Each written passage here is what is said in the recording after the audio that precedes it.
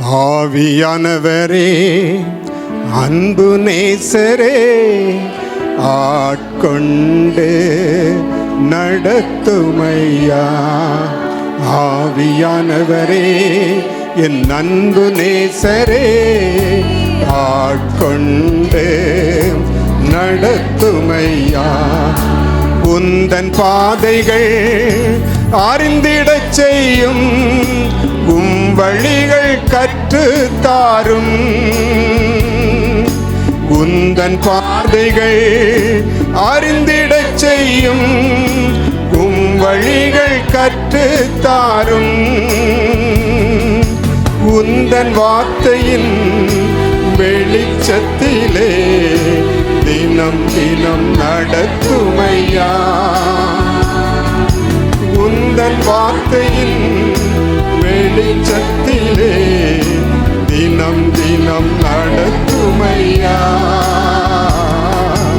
ஆவியானவரே, என் அன்பு நேசரே, ஆட்கொண்டு நடத்துமையா. ஆவியானவரே, என் அன்பு நேசரே, ஆட்கொண்டு நடத்துமையா. கண்ணின் மணி போல காத்தருளும், கழுகு போல சுமந்தருளும். கண்ணின் மணி போல காத்தருளும், கழுகு போல சுமந்தருளும். உந்தன் சிறகுகள் நிழல்களிலே எந்நாளும் மூடிக்கொள்ளும். உந்தன் சிறகுகள் நிழல்களிலே எந்நாளும் மூடிக்கொள்ளும். ஆவியானவரே, என் அன்பு நேசரே, ஆட்கொண்டு நடத்துமையா. ஆவியானவரே, என் அன்பு நேசரே, ஆட்கொண்டு நடத்துமையா. வெயில் நேரத்தில் குளிர் நிழலே, புயல் காற்றின் புகலிடமே. வெயில் நேரத்தில் குளிர் நிழலே, புயல் காற்றில் புகலிடமே. கடுமழையில் காப்பகமே, நான் தங்கும் கூடாரமே. கடுமழையில் காப்பகமே, நான் தங்கும் கூடாரமே. ஆவியானவரே, என் அன்பு நேசரே, ஆட்கொண்டு நடத்துமையா. ஆவியானவரே, என் அன்பு நேசரே, ஆட்கொண்டு நடத்துமையா.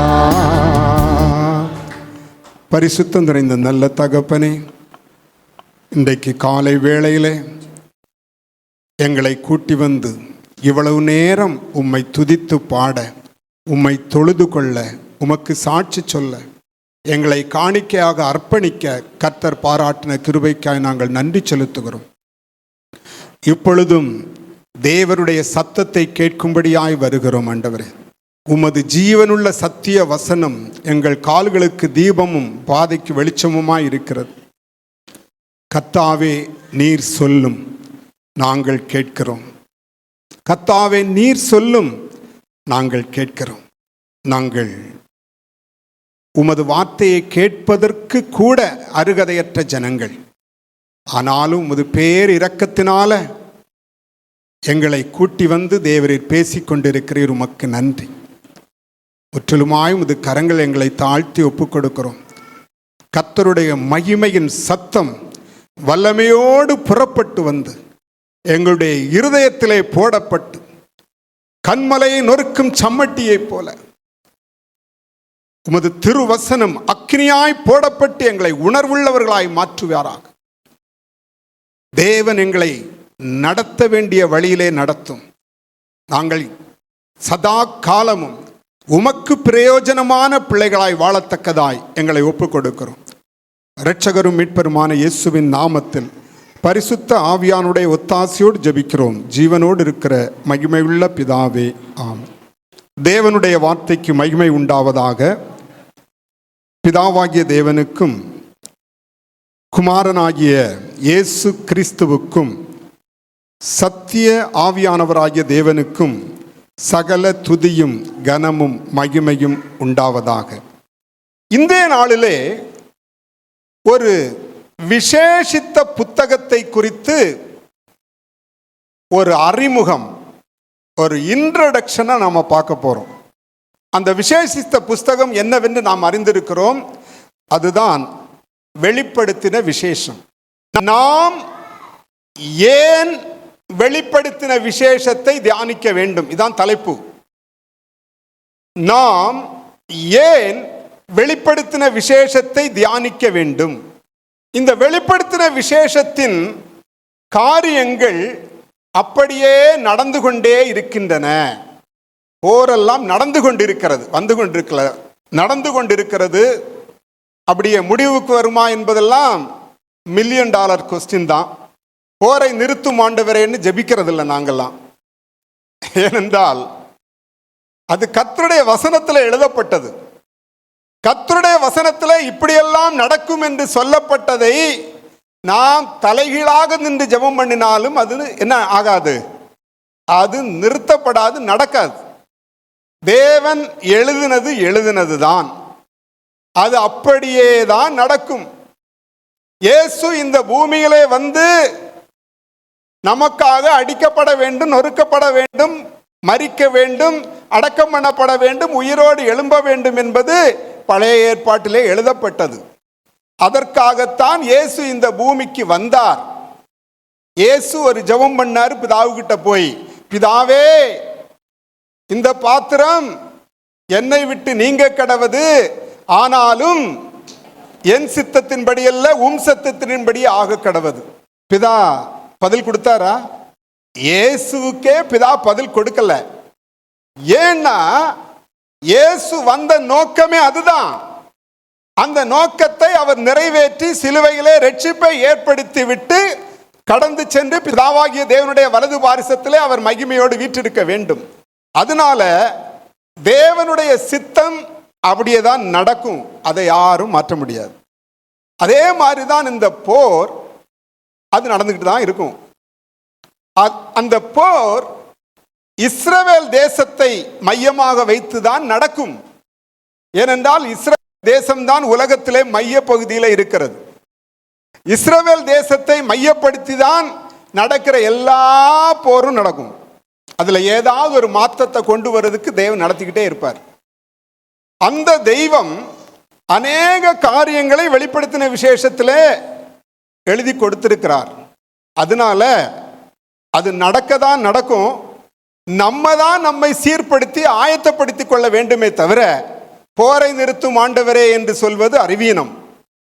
போர் நடந்து கொண்டிருக்கிறது. இயேசு கிறிஸ்துடைய ரகசிய வருகை எப்பொழுது வரும் என்று நமக்கு தெரியாது. அந்த வருகைக்கு நம்மை ஆயத்தப்படுத்தி கொண்டு விழித்திருக்கிறவர்களாக இருந்து ஜெபம் பண்ண வேண்டியதான் நம்முடைய வேலை. ஹல்லேலூயா. இந்த வெளிப்படுத்தின விசேஷ புஸ்தகத்தை ஒரு சிலர் சொல்லுவார்கள் வெளிப்படுத்தின சுவிசேஷம் என்று.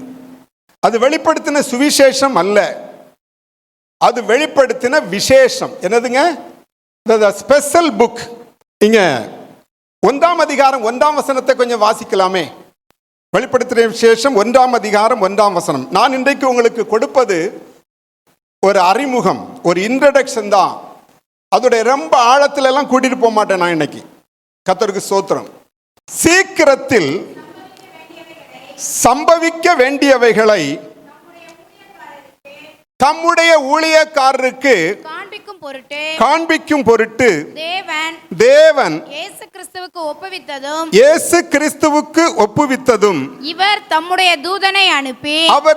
தூதனை அனுப்பி தம்முடைய ஊழியக்காரனாகிய யோவானுக்கு வெளிப்படுத்தினதுமான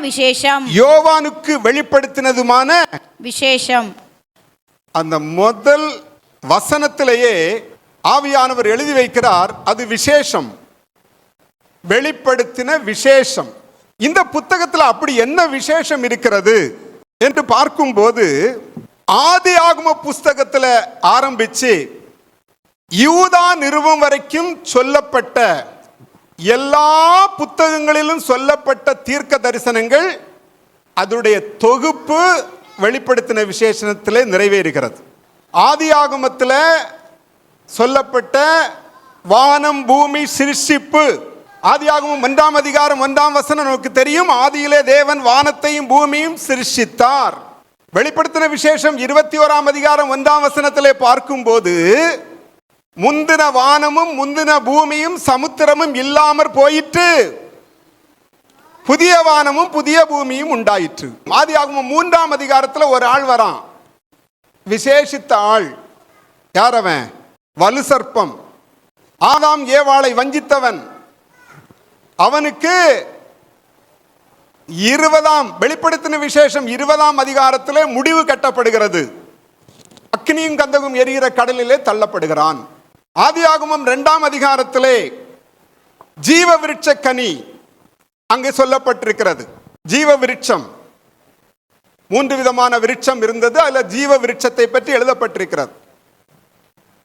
வெளிப்படுத்தின விசேஷம் 22ஆம் அதிகாரத்திலே அதே ஜீவ விருட்ச கனியை பற்றி சொல்லப்பட்டிருக்கிறது.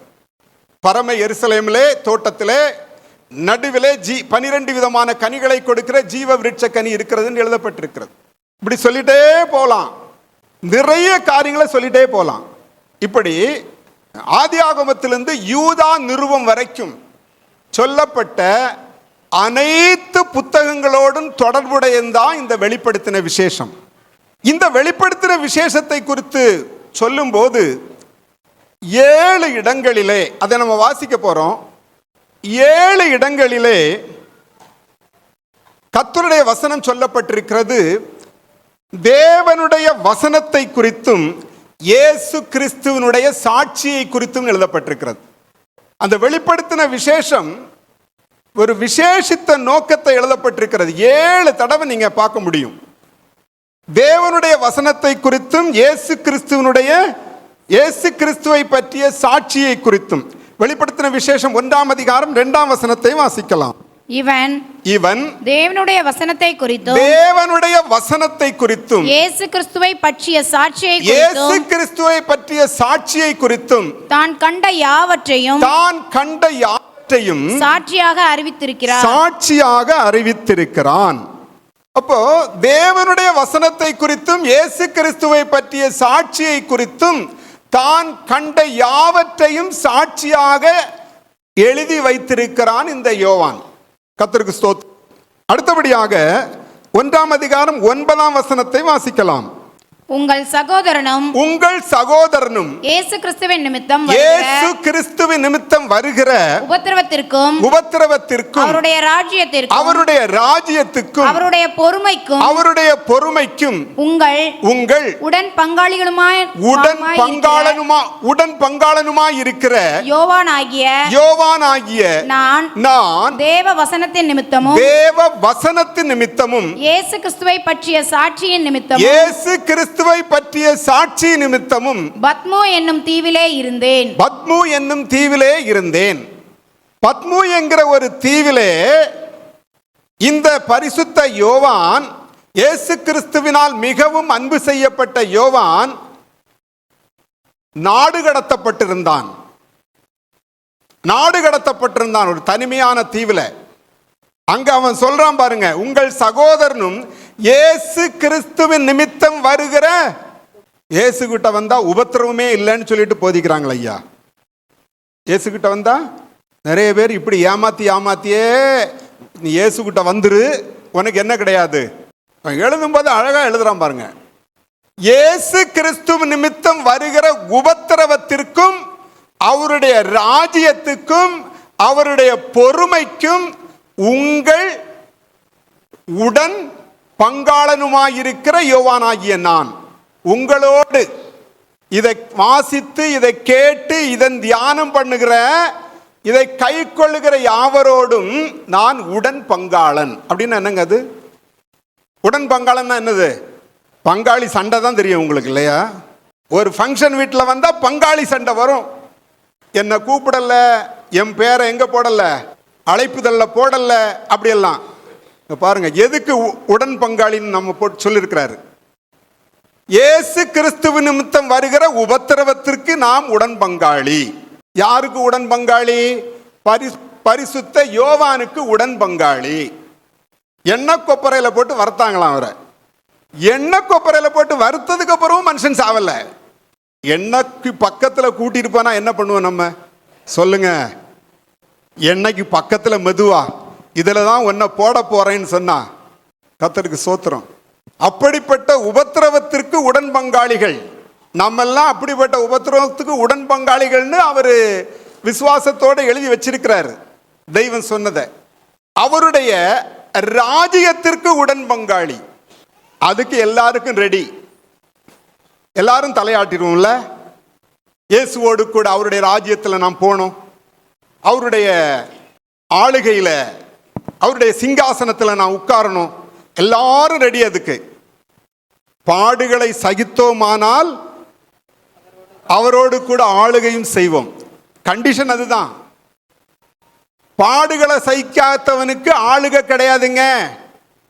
அவரோடு கூட பாடுகளை சகித்தோமானால் அவரோடு கூட ஆளுகையும் செய்வோம். இதுதான் கர்த்தருடைய வசனம். அப்போ அதனாலதான் முதல்ல எழுதுறாரு, உபத்திரவத்திற்கும் உடன் பங்காளி, அவருடைய ராஜ்யத்திற்கும் உடன் பங்காளி, அவருடைய பொறுமைக்கும் உடன் பங்காளி. இயேசுவை சிலுவையில் அறையும் போது யாரெல்லாம் பிடிச்சி திட்டினார்? அவரு மயிர் கத்தரிப்புவின் முன் கத்தாத ஆட்டுக்குட்டியை போல் அவர் வாய் திறவாது இருந்தார். பிதாவே, இவர்களுக்கு மன்னியும், இவர்கள் செய்வது இன்னதென்று அறியாதிருக்கிறார்களே. அப்படிப்பட்ட பொறுமை நமக்கும் இருக்கணுமா? அதனாலதான் சொல்றாரு, அவருடைய பொறுமைக்கும் உடன் பங்காளன். கர்த்தருக்கு ஸ்தோத்திரம்.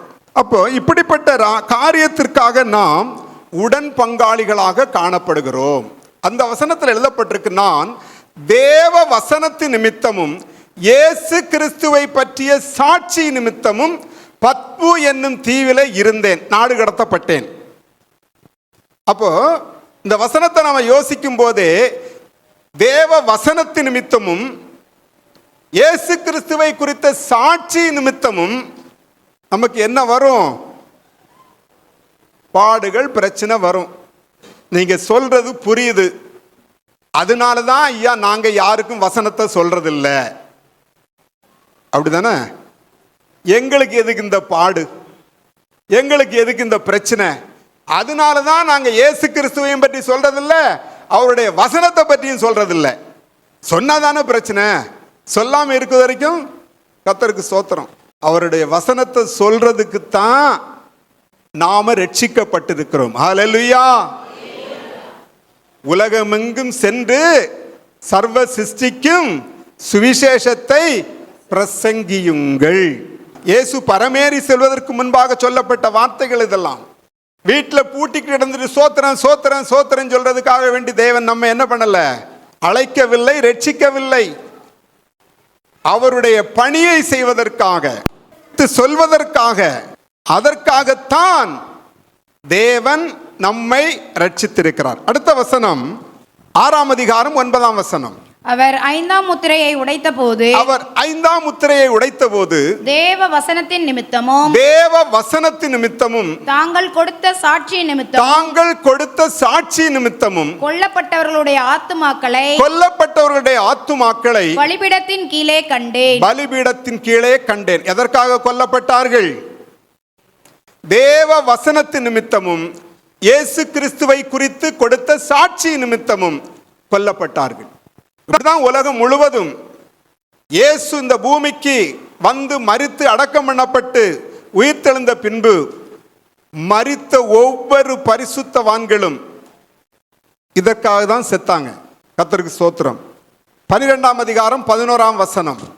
மரணம் நேரிடுகிறதே இருந்தாலும், நேரிடுகிறதா இருந்தாலும் அதற்கு தப்பும்படி தங்கள் ஜீவனையும் பாராமல் ஆட்டுக்குட்டியின் இரத்தத்தினாலும் தங்கள் சாட்சியின் வசனத்தினாலும் அவனை ஜெயித்தார்கள்.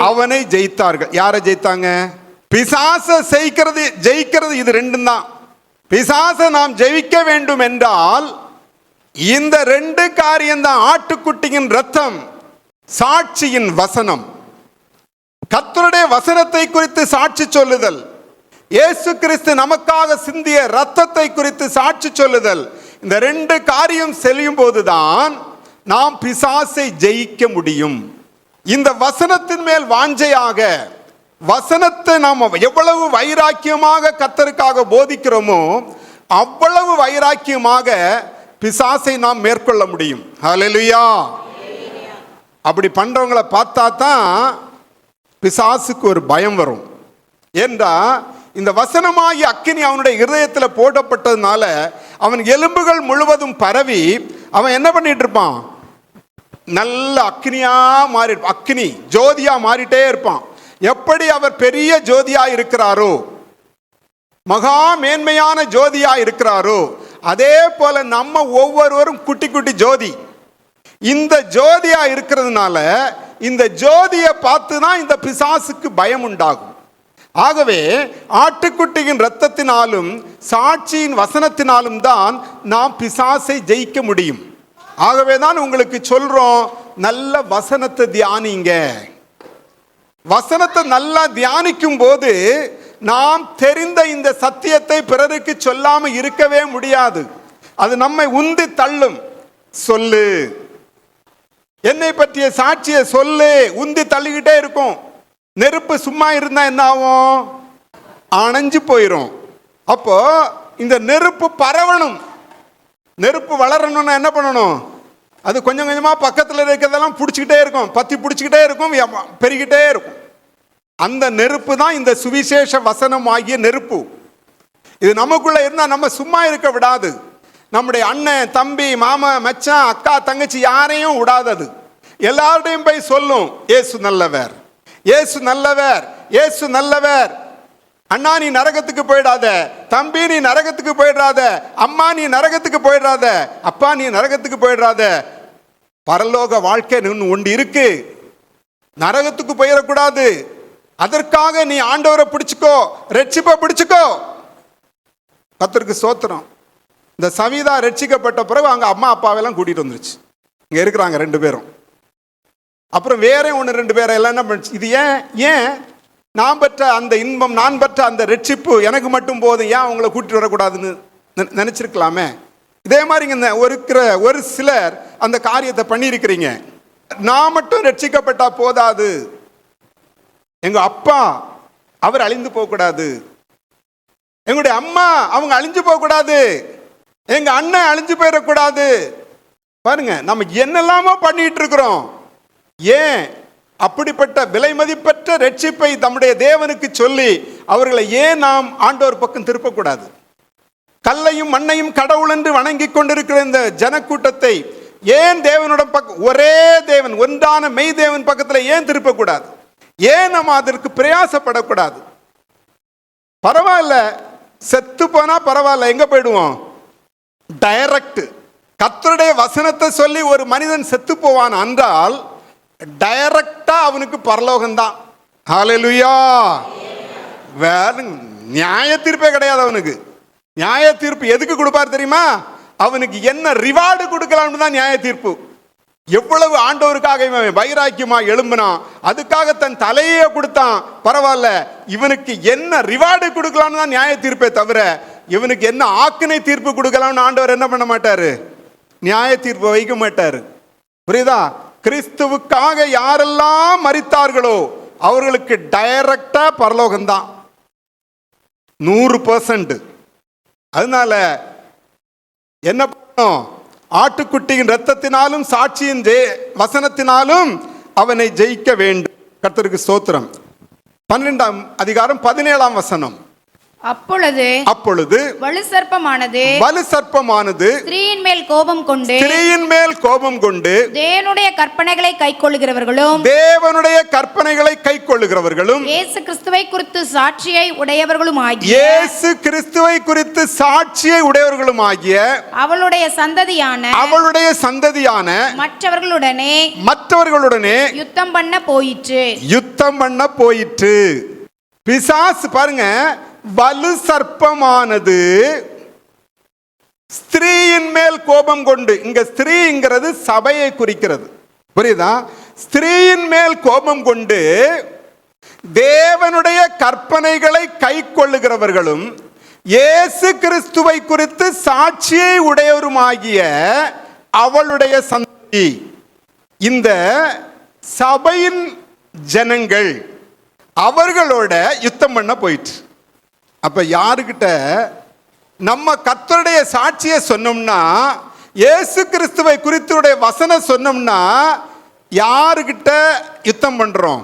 பிசாசு கிட்ட டைரக்ட் ஃபைட்டு. யாரெல்லாம் பிசாசு கிட்ட டைரக்ட் ஃபைட் பண்ணலாம்னு நினைச்சிட்டு இருக்கீங்க? கை தூக்குங்க பார்க்கலாம். பிசாசு கிட்ட டைரக்டா நான் ஃபைட் பண்ண போறேன்டா, கை தூக்குங்க பார்க்கலாம். இவ்வளவுதான் உங்க விசுவாசமா? நீங்க பிசாசுக்கு பயந்தவங்களா இல்ல இயேசுவுக்கு பயந்தவங்களா? அத சொல்லுங்க. நீங்க பிசாசுக்கு பயந்தவங்க. நீங்க கை தூக்காம இருக்கிற சாட்சியை பார்த்த உடனே தெரியுது நீங்க எல்லாம் பிசாசுக்கு பயந்தவங்க. ஏன்னா அவன் டைரக்டா அவங்கிட்ட நான் ஃபைட் பண்ண போனேன்னா அவன் நம்ம மேற்கொண்டுவான். இந்த பயம் உங்ககிட்ட இருக்கு. அந்த பயத்துல தான் உங்களுக்கு கை தூக்க முடியல. புரியுதா? ஒருவன் கர்த்தருடைய வசனத்தை போதிக்கிறான்னாலே அவன் டைரக்டா வலு சர்ப்பத்துக்கிட்ட மோதறான்னு அர்த்தம். ஹல்லேலூயா. அதுக்கு பயந்து தானே இருக்கிறீங்க.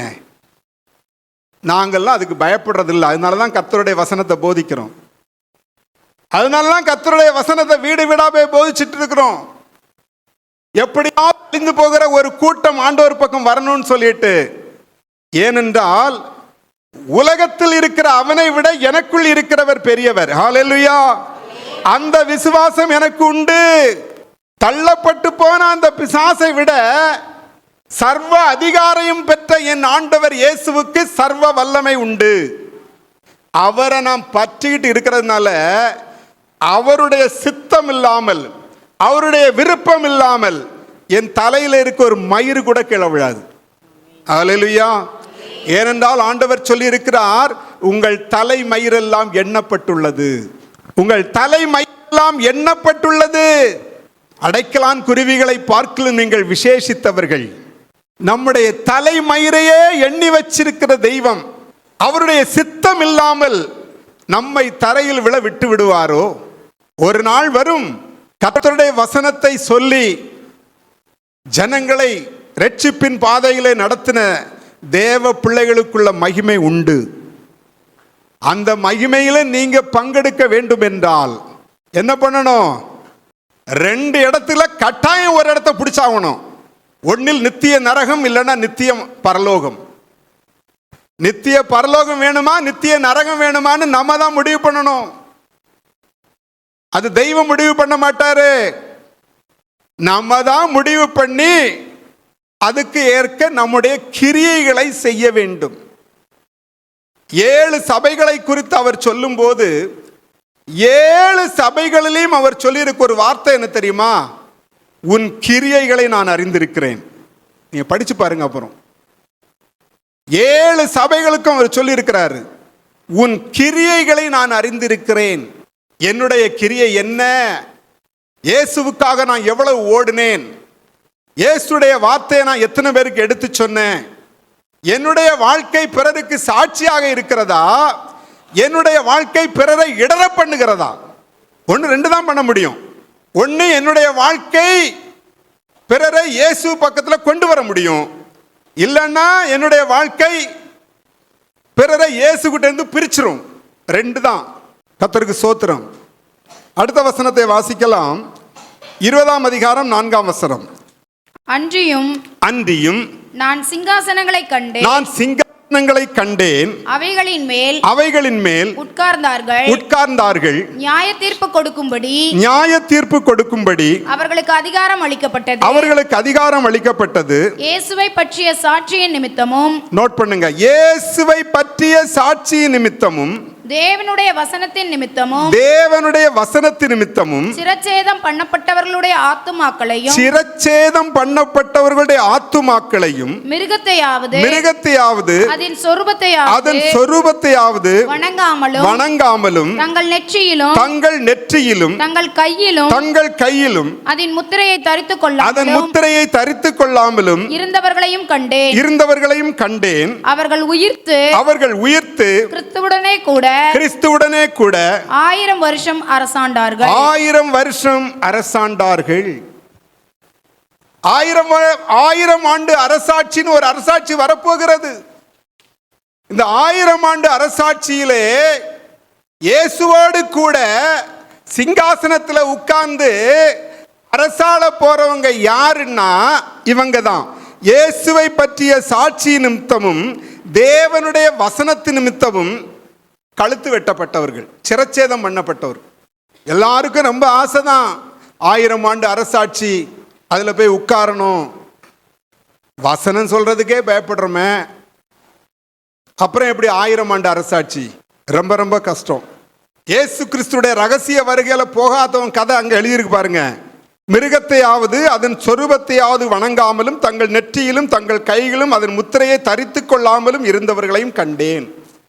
ஆளுக்கு 10,000 ரூபாய் ஒரு மாசம் நான் ஃப்ரீயா கொடுக்குறேன். என்னது? ஆளுக்கு 10,000 ரூபாய் ஒவ்வொரு மாசமும் ஃப்ரீ. உங்களுக்கு சாப்பாடு ஃப்ரீ. என்னதுங்க? சாப்பாடு ஃப்ரீ, ட்ரெஸ் ஃப்ரீ, நீங்க தங்குற இடம் எல்லாம் ஃப்ரீ. ஆனா அதுக்கு ஒரே ஒரு காரியம் தான் நீங்க பண்ணணும். நெற்றியில அந்த 666 முத்திரையை தரிச்சுக்கணும். நெற்றியிலாவது கையின் பெருவிரலாவது என்ன பண்ணணும்? தரிக்கணும்னா எத்தனை பேர் எனக்கு வேண்டாம்னு ஓடுவீங்க? கை தூக்குங்க பார்க்கலாம். நான் சொல்றது புரியுதா இல்லையா? என்னுடைய தமிழ் புரிகிறதா இல்லையா? மாதம் 10,000 ரூபாய் உங்களுக்கு கொடுக்கப்படும் இலவசமாக. ஏன்னா இப்போ நிறைய இலவசம் கொடுக்குறாங்க தானே, நிறைய மாதம் 1000 எல்லாம் மாதம் 1000 வாங்கிட்டு இருக்கிறீங்க. 10,000 உங்களுக்கு கொடுக்கப்படும். இலவச அரிசி, இலவச உணவு வீடுகளுக்கு சப்ளை பண்ணப்படும். நீங்கள் எல்லாம் வீட்டில் குக்கிங் பண்ண வேண்டாம், அப்படியே எழும்பி நல்லா சாப்பிட்டுட்டு ஜாலியாக இருங்க. ஆனால் ஒரே ஒரு கண்டிஷன் தான், நெற்றியில் என்ன பண்ணணும்? ஒரு சிப்பு. அதுவும் ஒரே தடவை தான் ஆப்ரேஷன் பண்ணி வச்சுருவாங்க. எப்படிங்க? ஒரே ஒரு சிப்பு இந்த இடத்துல ஆப்ரேஷன் பண்ணி அப்படி வச்சுருவோம். அங்கே இல்லைன்னா இங்கே இந்த கை பெருவரில் வச்சுருவோம். இந்த கண்டிஷன் தான். மற்றபடி எல்லாமே உங்களுக்கு இலவசம் அப்படின்னு கொடுத்தா எத்தனை பேர் எனக்கு வேண்டாம், நான் பட்டினி கிடந்து செத்தாலும் சாவனை தவிர எனக்கு இந்த முத்திரை எனக்கு வேண்டாம், உன் இலவசம் எனக்கு வேண்டாம் அப்படின்னு சொல்றவங்க எத்தனை பேர் கை தூக்குங்க? நான் சொல்றது புரிஞ்சுதா இல்லையா? இந்த கை தூக்காதவங்க எல்லாம் நான் நரகத்துக்கு போறதுக்கு ரெடியா இருக்கிறேன்னு சொல்றவங்க. கை தூக்காதவங்க என்னதுங்க? 100% இல்லை, 100% இல்லை, 1000% கூட சொல்லுவேன் நான். நரகத்துக்கு போறதுக்கு ரெடியா இருக்கிறவங்க இவங்க. உபத்திரவ காலத்துல இதுதான் நடக்கும். இப்பமே சிப்பெல்லாம் ரெடி பண்ணிட்டாங்க. RFID என்ற ஒரு அமைப்பு, ரேடியோ ஃப்ரீக்வன்சின்னு சொல்லுவாங்க. அப்போ அந்த அமைப்பை என்ன பண்ணிட்டாங்க? உண்டு பண்ணிட்டாங்க. ஒரு அரிசி மணி அளவு தான் இருக்கும், வச்சிருவாங்க, முடிஞ்சு போச்சு. அந்த காலம் வருகிறது. அதை வைக்காதவங்களுக்கு விற்கவும் முடியாது, வாங்கவும் முடியாது. விற்கவும் வாங்கவும் முடியாம எப்படி சாப்பிடுவீங்க? இதெல்லாம் இந்த வெளிப்படுத்தின விசேஷத்தில் எழுதப்பட்டிருக்கிறது. எல்லாத்துக்கும் தயாராக தான் இருக்கணும். உங்களுக்கு சபையில் சொல்லி கொடுக்குறோம், இப்படியெல்லாம் நாட்கள் வருகிறது, உங்கள் காலத்தை பிரயோஜனப்படுத்திக் கொள்ளுங்கள்னு சொல்லிட்டு. இயேசு கிறிஸ்துடைய ரகசிய வருகைக்கே போறதுக்கு நீங்க தயாராகுங்கன்னு தான் இதெல்லாம் சொல்லி கொடுக்குறோம். எஸ்கேப் ஆகவே முடியாது. இல்லை எனக்கு சாப்பாடு தான் முக்கியம், பசிக்கும் இல்லை அப்படின்னு சொன்னீங்கன்னா, எனக்கு இந்த முத்திரை கொடுத்தாலும் பரவாயில்ல, எல்லாவற்றையும் நான் இலவசமாக அனுபவிக்கிறேன்னு சொன்னா நரகத்துக்கு போறதை என்ன பண்ணிடலாம்? ரெடியா போயிடலாம். இங்கதாங்க 1000 ஆண்டு அரசாட்சியில குறித்து அவர் சொல்லும்போது, இயேசுவை பற்றிய சாட்சி நிமித்தமும் தேவனுடைய வசனத்தின் நிமித்தமும் அவர்கள் சிரச்சேதம் பண்ணப்பட்டவர்கள். அவர்கள்தான் இயேசுவோடு கூட சிங்காசனத்திலே உட்கார்ந்து இருக்கிறார்கள். மற்றவர்களை பாருங்க, அவங்க என்ன பண்ணல, மிருகத்தையாவது, அதன் மிருகம் என்கிறது அந்தி கிறிஸ்துவை குறிக்கிறது, மிருகத்தையாவது அதன் சொரூபத்தையாவது வணங்காமலும் தங்கள் நெற்றியிலும் தங்கள் கையிலும் இருந்த முத்திரையை தரித்து கொள்ளாமலும் இருந்தவர்கள். அதை தரித்து கொள்ளாமல் இருந்தவர்களை கண்டேன். அவர்கள் உயிர்த்து கிறிஸ்துவுடனே கூட 1000 வருஷம் அரசாண்டார்கள். அவர்கள் தான் அரசாண முடியும். மற்றவர்கள்லாம் 1000 ஆண்டு அரசாண முடியாது. நரகத்துக்கு போறதுக்கு ரெடியா இருக்கணும் அவங்க எல்லாம். பரலோகத்துக்கு போறவங்க கொஞ்சம், நரகத்துக்கு போறவங்க அநேகர். கர்த்தருக்கு ஸ்தோத்திரம். 19ஆம் அதிகாரம் 10ஆம் வசனத்தை வாசிக்கலாம். அப்பொழுது அவனை வணங்கும்படி அவனுடைய பாதத்தில் விழுந்தேன். அவன் என்னை நோக்கி இப்படி செய்யாதபடிக்கு பார், உன்னோடும் இயேசுவை குறித்து சாட்சியிட்ட உன் சகோதரரோடும்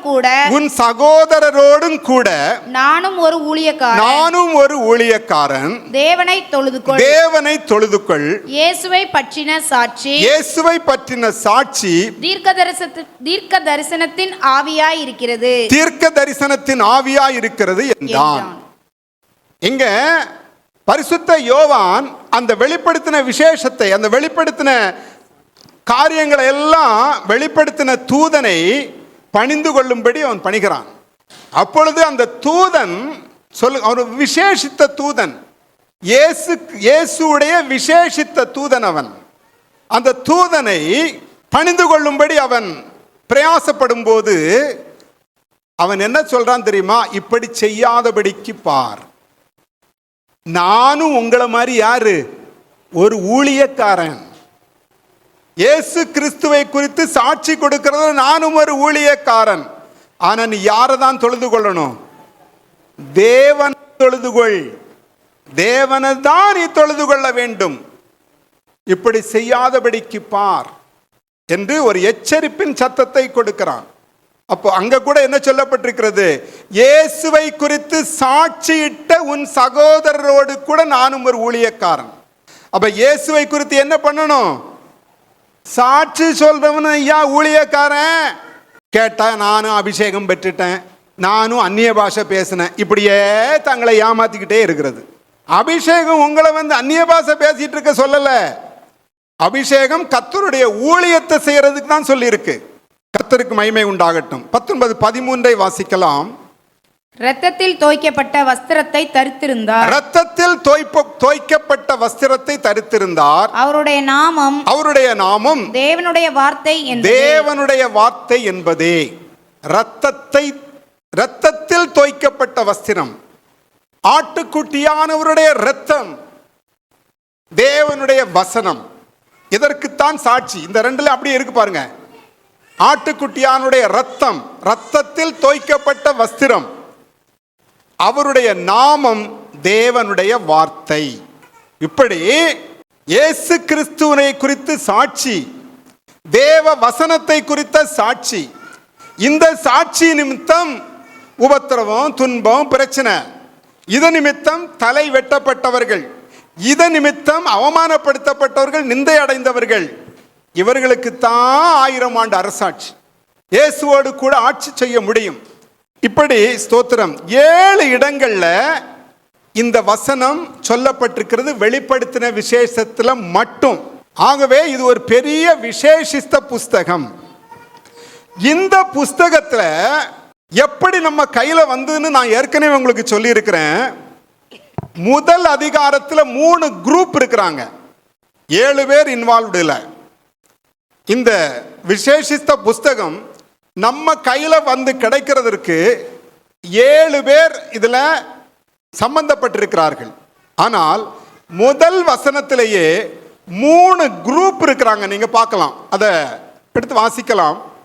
சீக்கிரத்தில் சம்பவிக்க வேண்டியவைகளை தம்முடைய ஊழியக்காரருக்கு காண்பிக்கும் பொருட்டு தேவன் இயேசு கிறிஸ்துவுக்கு ஒப்புவித்ததும். தேவன் என்கிறதும் இயேசு கிறிஸ்துவங்கிறதும் தெய்வீகத்தின் சாட்சிகள். இது ஒரு குரூப். அடுத்தது, இவர் தம்முடைய தூதனை அனுப்பி, இவர் இயேசு கிறிஸ்து தம்முடைய தூதனை, இயேசு கிறிஸ்துவுடைய விசேஷித்த தூதன் இவர். புரியுதா? இவர் தம்முடைய தூதனை அனுப்பி. இது தூதர்கள். முதல்ல தெய்வீகத்தை பார்த்தோம், ரெண்டாவது தூதனை பார்த்தோம். இந்த விசேஷித்த தூதன் தான் கடைசியில வெளிப்படுத்தின விசேஷம். கடைசியில கூட அந்த விசேஷித்த தூதனை தொழுது கொள்ளதான் விழுறான். யாரு? யோவான். விசேஷி அது ரெண்டு இடத்துல இருக்குது. தொழுது கொள்ளும்படி பணிந்து கொள்ளுகிறான். இப்படி செய்யாதபடிக்கு பார், நீ எங்கால விழுந்து நான் அதை ஏத்துக்கிட்டேன்னா நான் நரகத்துக்கு போயிடுவேன்டான் நினைச்சுக்கிட்டான். யாருக்கு பயம் வந்துருச்சு? தூதனுக்கு பயம் வந்துருச்சு. நீ தேவனை தப்பா தொழுது கொள்ளணும். தூதனாகிய என்னை நீ தொழுது கொண்டாயானால், தூதனாகிய நான் அதை ஏற்றுக்கொண்டேனானால் நான் நரகத்துக்கு போயிடுவேன். ரொம்ப எச்சரிக்கையா இருக்கணும் அந்த மேட்டரை. புரியுதா? ஏரோது ராஜ வஸ்திரம் தரித்து சிங்காசனத்தில் உட்கார்ந்து இருக்கிறான். அப்போஸ்தலர் நடவடிக்கைகள் வருது. தீரியரும் சீதோனியரும் அங்கே இருந்த ஒரு ஆளை பிடிச்சிட்டு பேசுறாங்க, ஐஸ் வைக்கிறாங்க. யார? ஏரோதுவ. ஏரோது அங்க ஒரு பெரிய பிரசங்கம் பண்றான். பிரசங்கம் பண்ணின உடனே இவர்களெல்லாம் அவன் ஐஸ் வைக்கிறதுக்காக வேண்டி, இப்ப நிறைய பேர் ஐஸ் வச்சுட்டு இருப்பாங்க. இப்ப இந்த இதெல்லாம் நடக்குதுல்ல, தேர்தல், ஐஸ் வைக்கிறதுக்காக வேண்டி இது தேவ சத்தம் என்ன சொன்னாங்க? இது மனுஷ சத்தம் அல்ல, தேவ சத்தம்னு ஏரோதை பிடிச்சி புகழ்ந்துட்டாங்க. தேவன் என்ன பண்ணார் தெரியுமா? அந்த ஏரோது தேவனை மகிமைப்படுத்தாமல் தன்னை மகிமைப்படுத்தினதுனால ஒரே அடி அங்கேயே ஏரோது புழுபுழுத்து செத்தான்னு எழுதப்பட்டிருக்கு பைபிள்ல. அதனால எல்லா விதத்திலும் நாம் யாரை தான் மேன்மை பாராட்ட வேண்டும்? தெய்வத்தை தான் மேன்மையாக கருத வேண்டும். இன்னைக்கு சுத்திகரிப்புல நீங்க கேட்ட வார்த்தை என்ன? மேட்டிமை.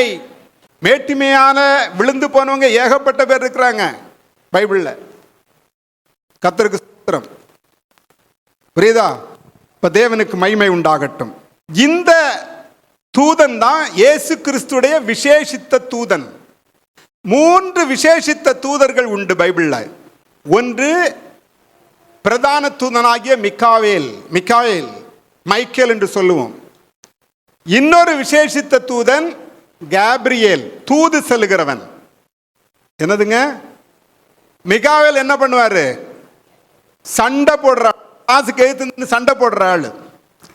கேப்ரியேல் தூது செல்கிறவர், பரலோகத்து வருகிற நல்ல செய்திகளை சொல்லி அவர்களுக்கு தூது சொல்லுகிறவர். சக்கரியாவிட்ட பேசினாரு, மரியாள்கிட்ட பேசினார், இதெல்லாம் பேசினார். 3வது தூதன் இந்த தூதன் தான். இந்த ஆளு தான் இயேசு கிறிஸ்துவுக்குள்ள விசேஷித்த தூதன். இயேசு கிறிஸ்துவிட்ட இருக்க நிறைய கேரக்டர் கிட்ட இருக்கும். இதை வெளிப்படுத்தின விசேஷத்தில் அங்கங்க இருக்குது. எசேக்கியேல் புஸ்தகத்தில் இருக்கு, தானியேல் புஸ்தகத்தில் இருக்கு. இவரெல்லாம் வந்திருக்கிறார். புரியுதா? இந்த விசேஷித்த தூதன், இந்த விசேஷித்த தூதன் தான் இயேசு இந்த பூமியில குழந்தையாக பிறக்கும் போது ஸ்டாராக வந்தவர். நட்சத்திரத்தை எல்லாம் கட்டணும்னு சொல்லிட்டு இருக்கிறீங்களே, அந்த விசேஷித்த தூதன். நீங்க பார்த்தீங்கன்னா, பார்த்தோம் மத்தேயு 2ஆம் அதிகாரத்தில் நீங்க பார்த்தீங்கன்னா அங்க போட்டிருக்கோம், யூதருக்கு ராஜாவாக பிறந்திருக்கிறவர் எங்கே? கிழக்கிலே அவருடைய நட்சத்திரம் கண்டு, அவருடைய நட்சத்திரத்தை கண்டு அவரை பணிந்து கொள்ள வந்தோம். அவருடைய நட்சத்திரம் ஆங்கிலத்தில் போட்டிருப்பாங்க his star, அவருடைய நட்சத்திரம். அப்ப இயேசு பிறந்தபோது வந்தது என்னது? ஸ்டாரா வந்தது யாரு? அவருடைய நட்சத்திரம், இயேசு கிறிஸ்துவுடைய விசேஷித்த தூதன். அதனாலதான் உங்ககிட்ட ஸ்டார் கட்டணுமா கட்ட வேண்டாம் நான் சொல்றது. கர்த்தருக்கு ஸ்தோத்திரம். இந்த தூதன் எசேக்கியேல் புஸ்தகத்திலையும் வருவான், தானியேல் புஸ்தகத்தில் வருவான், அங்கங்கே வருவான். வெளிப்படுத்தின விசேஷத்துல நிறைய இடத்துல வருவான். இந்த வெளிப்படுத்தின விசேஷத்தை முழுமையா காட்டுனது யாரு? இந்த தூதன். இந்த தூதனை தான் இப்போ நீங்க 1ஆம் அதிகாரம் 1ஆம் வசனத்துக்கு நீங்க போனீங்கன்னா, தேவன் இயேசு கிறிஸ்துவுக்கு ஒப்புவித்ததும், இயேசு அவர் என்ன பண்ணாரு? தம்முடைய தூதனுக்கு தூதனை அனுப்பி தம்முடைய ஊழியக்காரனாகிய யோவானுக்கு வெளிப்படுத்தினதுமான விசேஷம். இதுல 3 குரூப் இருக்கிறாங்க. ஒன்னு தெய்வம், டிவைனிட்டி. 2வது தூதர்கள், ஏஞ்சல் அங்க இருக்கிறாங்க.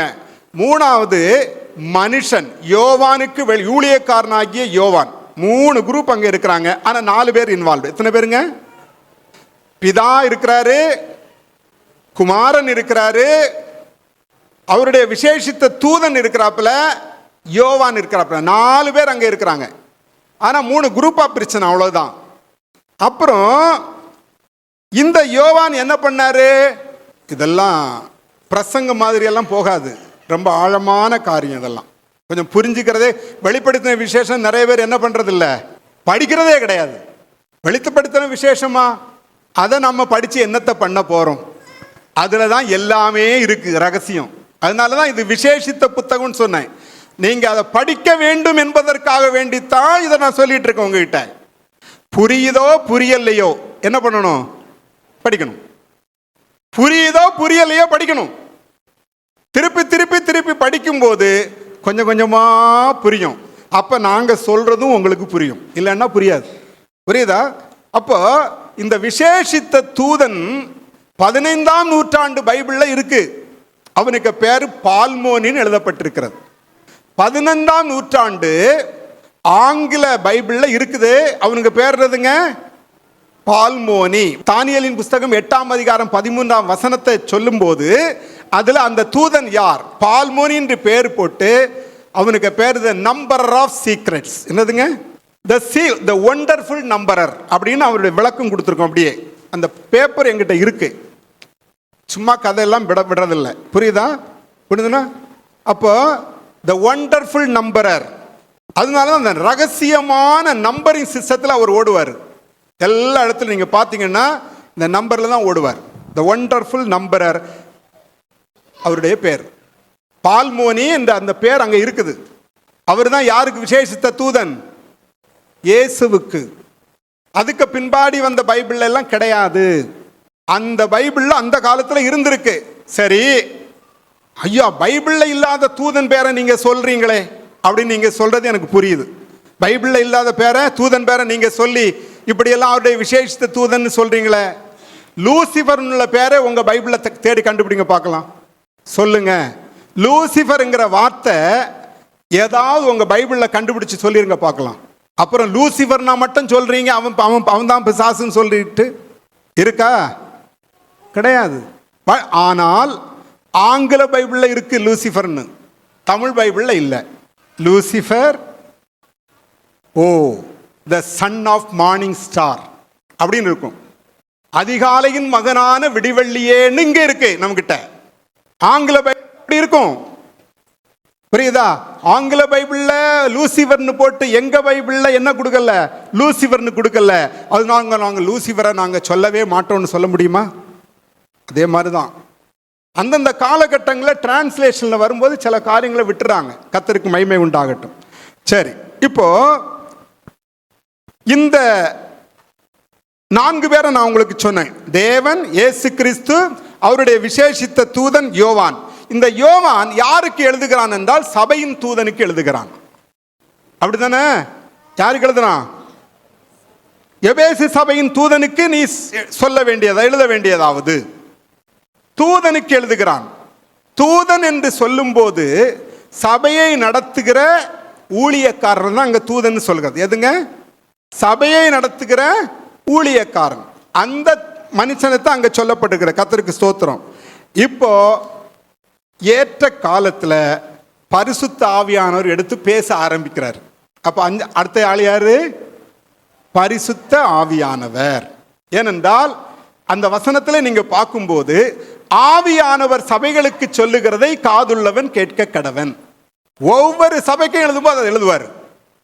இது நிறைய இடங்கள்ல வரும். ஆவியானவர் திருவுளம் பற்றினார், ஆவியானவர் ஆம் என்று சொன்னார், இப்படியெல்லாம் எழுதப்பட்டிருக்கு. புரியுதா? அப்போ ஆவியானவர் இடைப்படுகிறார். ஆவியானவர் ஏற்ற காலத்தில் பின்னாடி வர ஊழியக்காரனுடைய இருதயத்தை எழுப்பி யாருக்கு கொடுக்குறாரு? விசுவாசிகளுக்கு கொடுக்கிறார். எத்தனை பேர் ஆச்சப்பா? 7 பேர் இருக்கிறாங்க. 7 பேர் தாண்டி தான் உங்ககிட்ட வருது. கர்த்தருக்கு ஸ்தோத்திரம். இதுதான் இந்த விசேஷித்த புத்தகத்துடைய காரியங்கள். கர்த்தருக்கு மகிமை உண்டாகட்டும். இதுல ஒரே ஒரு பாயிண்டை மட்டும் சொல்லிட்டு இன்னைக்கு முடிக்கிறேன். நிறைய இருக்கு அதை சொல்றதுக்கு. இந்த விசேஷித்த புஸ்தகத்துடைய இன்ட்ரடக்ஷனே அதுதான். ஒரே ஒரு காரியத்தை மட்டும் சொல்லி நான் முடிக்கிறேன். மனுஷகுமாரனாக வெளிப்பட்ட தேவகுமாரனுடைய மகிமை இந்த புஸ்தகத்திலே சொல்லப்பட்டிருக்கிறது. யாருங்க? மனுஷகுமாரன். இயேசு என்ற நாமத்தில் மனுஷகுமாரனாக வெளிப்பட்ட தேவகுமாரனாகிய கிறிஸ்துவின் மகிமை இங்கு வெளிப்படுத்தப்பட்டிருக்கிறது. அதை மட்டும் வாசித்து முடிச்சுட்டு நம்ம இன்றைய நாள் செய்தியை முடிக்கலாம். வெளிப்படுத்தின விசேஷம் 1ஆம் அதிகாரம் 12 to 18 வரை உள்ள வசனம். அப்பொழுது என்னுடனே பேசின சத்தத்தை பார்க்க திரும்பினேன். திரும்பின போது 7 பொன் குத்து விளக்குகளையும் அந்த 7 குத்து விளக்குகளின் மத்தியிலே நிலையங்கி தரித்து மார்பருகே பொற்கச்சை கட்டியிருந்த மனுஷகுமாரனுக்கு ஒப்பானவரையும் கண்டேன். ஏன் மனுஷகுமாரனுக்கு ஒப்பானவரையும் கண்டோன்னு போட்டிருக்கு? ஏன் தேவகுமாரனுக்கு ஒப்பானவரையும் கண்டேன்னு போட வேண்டியதானே? தேவகுமாரனாக இருந்த கிறிஸ்துவை யாரும் பார்க்கல. அவருடைய மகிமை என்ன பண்ணல? பார்க்கல. பரலோகத்தில் மகிமையோடு இருந்தவர், அவரை யாரும் பார்க்கல. அவர் இயேசுவாக இந்த பூமியில வந்து மனுஷகுமாரனாக வந்ததை தான் பார்த்தாங்க பூமியில மனுஷர்கள். அப்படிப்பட்ட மனுஷகுமாரன் தான் யாருக்கு தெரியும்? யோவானுக்கு தெரியும். ஏன்னா யோவான் என்ன பண்ணாரு? 3 வருஷம் இந்த மனுஷகுமாரனாகிய இயேசுவோடு கூட சஞ்சரித்திருந்தார், அவரோட வாழ்ந்தார், அவருடைய அன்புக்கு பாத்திரமாக இருந்தார். புரியுதா இல்லையா? நான் சொல்றது கொஞ்சம் குழப்பமா இருக்கா? மனுஷனாக வந்த இயேசுவோடு கூட தான் இந்த சீஷர்கள் வாழ்ந்தார்கள். பரலோகத்தில் இருந்த கிறிஸ்துவோடு, பரலோகத்தில் என்ன சொல்றேன்? கிறிஸ்து. பூமியில என்ன சொல்றேன்? இயேசு. வித்தியாசங்கள் இருக்குது. அப்ப பரலோகத்தில் இருந்த கிறிஸ்துவை இவர்கள் பார்க்கவில்லை. அதனாலதான் அவருக்கு தெரியும் மனுஷகுமாரன் அப்படிப்பட்ட இயேசுவை தான் தெரியும். அதனால அவர் சொல்றாரு, மனுஷகுமாரனுக்கு ஒப்பானவரையும் கண்டேன். பார்க்கிறார் அவர். நேரே அந்த வெளிப்படுத்தின விஷயம் தரிசனத்துல பார்க்கிறார். அவருடைய சிரசும் மயிரும் வெண்பஞ்சை போலவும் உறைந்த மலையை போலவும் வெண்மையா இருந்தது. இப்போ இத யோவான் ஏற்கனவே பார்த்திருக்கிறார். அவருடைய சிரசும் மயிரும் வெண்பஞ்சை போல உறைந்த மலையை போல் வெண்மையா இருந்தத யோவான் ஏற்கனவே பார்த்துட்டாரு. மறுரூப மலையில பேதுரு, யாக்கோபு, யோவான் 3 பேரும் இயேசு மறுரூபமானதை பார்த்தாங்க. அவருடைய தலை மயிரெல்லாம் என்னவா மாறி இருந்தது? வெண் பஞ்சை போல உறைந்த மலையை போல. அவருடைய ட்ரெஸ் எல்லாம் அதே மாதிரி மாறினதை பார்த்தாங்களா இல்லையா? அந்த பார்த்த யோவான் தான் இதை திருப்பியும் எழுதுறாரு. மனுஷகுமாரனுக்கு ஒப்பானவரை பார்த்தேன்னு சொல்லிட்டு அவருடைய சிரசும் மயிரும் வெண்பஞ்சை போலவும் உறைந்த மலையை போலவும் வெண்மையா இருந்தது. அவருடைய கண்கள் அக்கினி ஜுவாலையை போல் இருந்தது. இது பார்க்கல அவரு. இயேசுடைய கண்கள், மனுஷகுமாரனுடைய கண்கள் அக்கினி ஜுவாலையா இருந்ததை என்ன பார்க்கல? யோவான் பார்த்ததில்லை. அடுத்தது, அவருடைய பாதங்கள் உலைக்களத்தில் காய்ந்த பிரகாசமான வெண்கலம் போல் இருந்தது.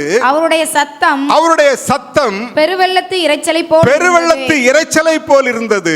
தமது வலது கரத்திலே 7 நட்சத்திரங்களை ஏந்தி கொண்டிருந்தார். நட்சத்திரங்களை ஏந்தி கொண்டிருந்தார். அவர் வாயிலிருந்து இருபுறமும் கருக்குள்ள பட்டயம் புறப்பட்டது. அவருடைய முகம் வல்லமையாய் பிரகாசிக்கிற சூரியனைப் போல் இருந்தது. நான் அவரை கண்டபோது செத்தவனைப் போல அவருடைய பாதத்தில்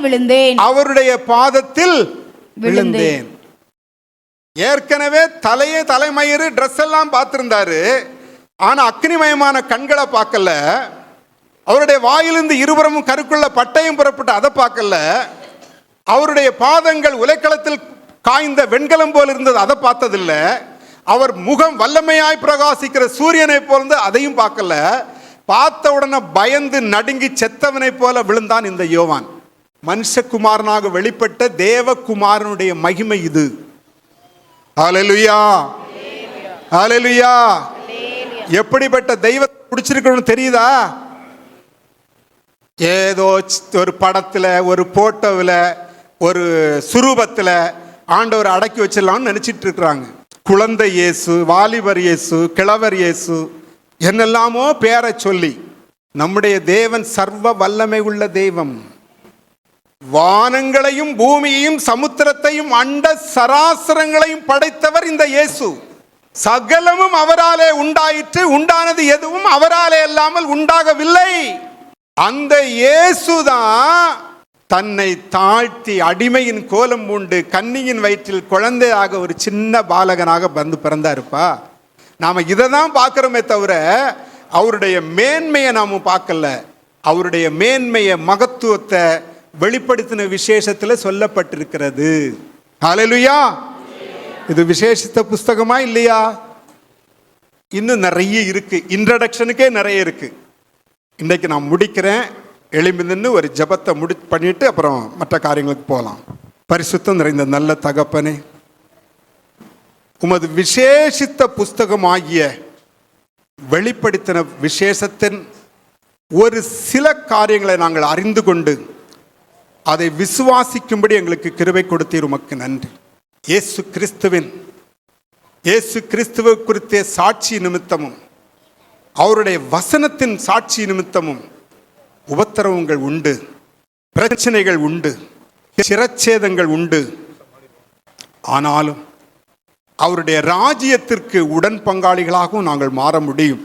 1000 ஆண்டு அரசாட்சியிலே நாங்கள் ஜெயமாய் உட்காரவும் முடியும் என்பதை நாங்கள் அறிந்திருக்கிறோம். ஆண்டவரே, உமது மகிமை, உமது மாட்சிமை, உமது வல்லமை எப்படிப்பட்டது என்பதை தேவரீர் இந்த விசேஷித்த புஸ்தகத்தில் எழுதி வச்சிருக்கிறீங்க. ஆண்டவரே, உமக்கு நன்றி. ஒரு சில காரியங்களை இன்றைக்கு நாங்கள் கற்றுக்கொண்டோம். அது விசேஷித்த புஸ்தகம்தான். நாங்கள் அதை விசுவாசிக்கிறோம். இந்த புஸ்தகத்தில், இந்த தீர்க்க தரிசன புஸ்தகத்தில் எழுதப்பட்டவைகளை வாசிக்கிறவனும் கேட்கிறவர்களும் கைக்கொள்ளுகிறவர்களும் பாக்கியவான்கள் என்று எழுதப்பட்டிருக்கிறது. அதை கைக்கொள்ளுகிற ஜனங்களா எங்களை மாற்றுவீராக. உமது கரங்களில் தாழ்த்தி ஒப்புக் கொடுக்கிறோம். இரட்சகரும் மீட்பருமான இயேசுவின் நாமத்தில் பரிசுத்த ஆவியானுடைய ஒத்தாசையோடு ஜெபிக்கிறோம். ஜீவனோடு இருக்கிற மகிமையுள்ள பிதாவே, ஆமென்.